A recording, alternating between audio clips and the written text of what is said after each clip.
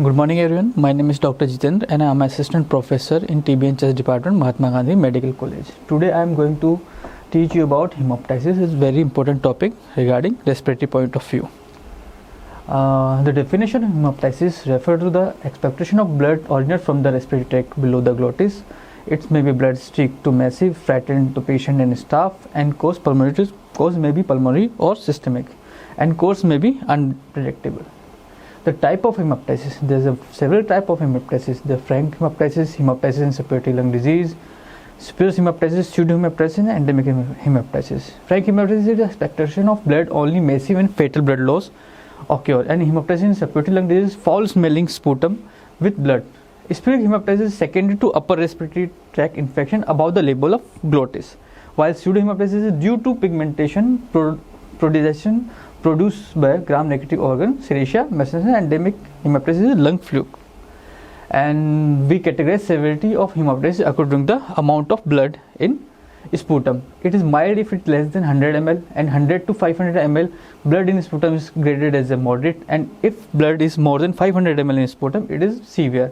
A massive hemoptysis is more than 500 ml blood in sputum per day. Massive hemoptysis is a variable in the literature and has ranged from 100 ml 24 hours to 1000 ml per 24 hours, and it is mostly acceptable definitions of massive hemoptysis 600 ml per 24 hours. It is life-threatening condition which endangers life of patient.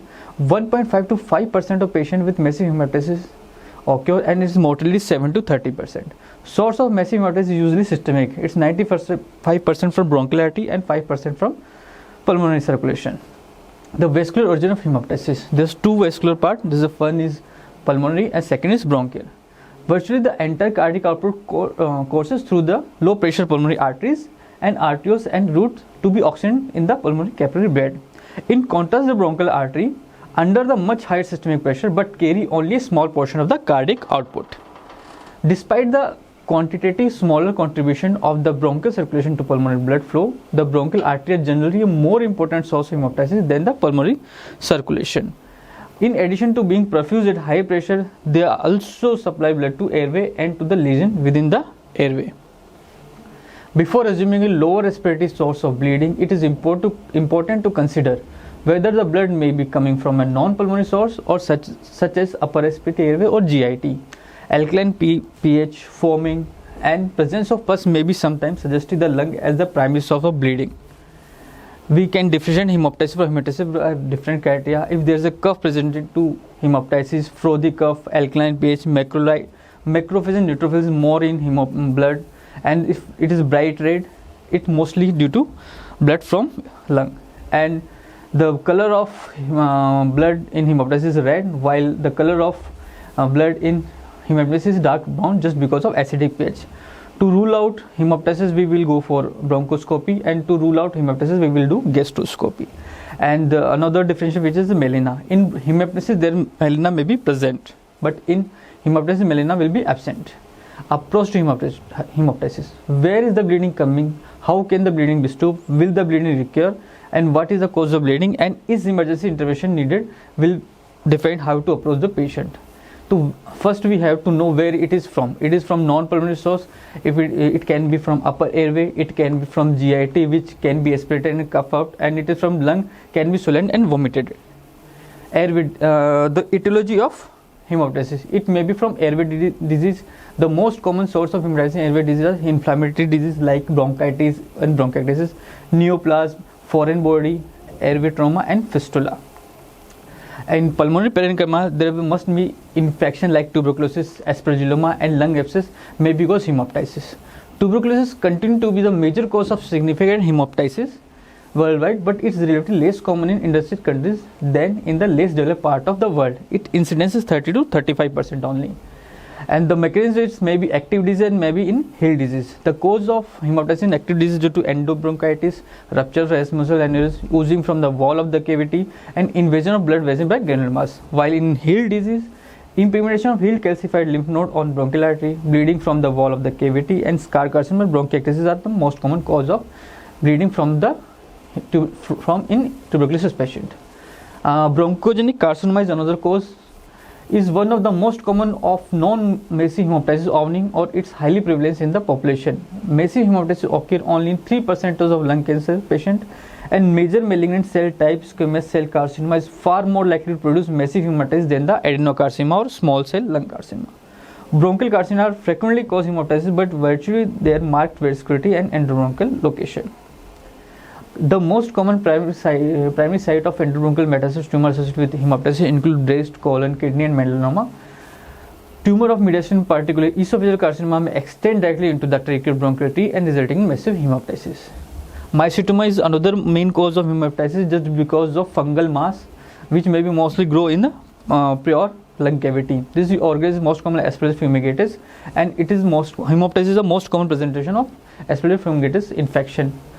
Bleeding usually occurs from the bronchial blood vessel, and extends cause hemoptysis not centrally like mechanism friction, endotoxin with hemolytic properties, local vascularization, and direct vascular invasion.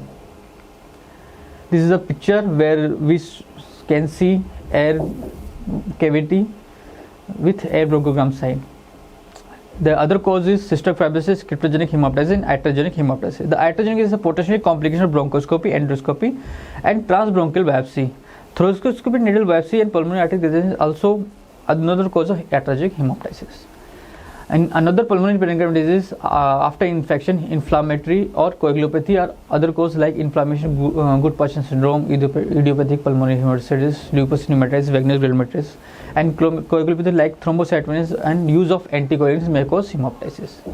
Pulmonary vascular disease like pulmonary embolism, pulmonary AV malformation, and elevated pulmonary capillary pressure due to mitral stenosis, significant left ventricular failure, congenital heart disease, and severe pulmonary hypertension may cause hemoptysis. Other miscellaneous causes are cocaine-induced pulmonary hemorrhage and catamenial hemoptysis. Now we go for how to evolution of hemoptysis. So first we go for initial history of patient, then physical exam and chest radiography. In history we include age, smoking history, duration of hemoptysis, and associated symptom with acute bronchitis and acute aggravation of chronic bronchitis. In physical examination we include respiratory and other symptoms, and chest radiography we show any lesion in the X-ray.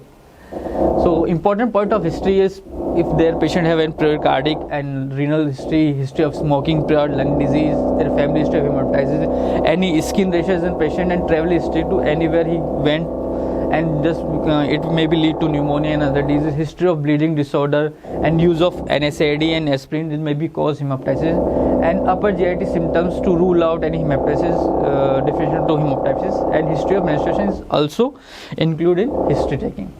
For physical examination, we will look for clubbing, adenopathy, and localized V's. If all three present, it's most common cause of malignancy. Pachachi on skin just because of coagulopathy, and spontaneous pneumothorax in women associated with Lyme disease. If hemoptysis is associated with inflammatory anemia, it may be diffuse alveolar hemorrhage, and saddle nose rhinitis and performed nasal septum with hemoptysis may be include Wegener's glomerulonephritis. Hematuria is suggestive of Goodpassion syndrome, and if there is a sign of DVT, we have to rule out for coagulopathy and other disease. In chest radiology, it helps to identify cause of lesion and infiltrates. Fail to localize the lesion in 20 to 46% cases.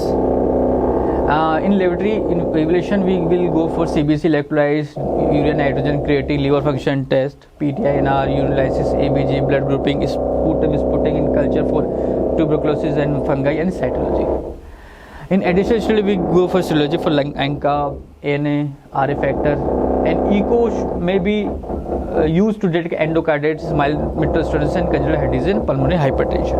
A transcatheter echogram may identify thoracic aortic aneurysm as the cause of hemoptysis. There is no immediate further workup in indicating the clinical presence is not suggestive of carcinoma.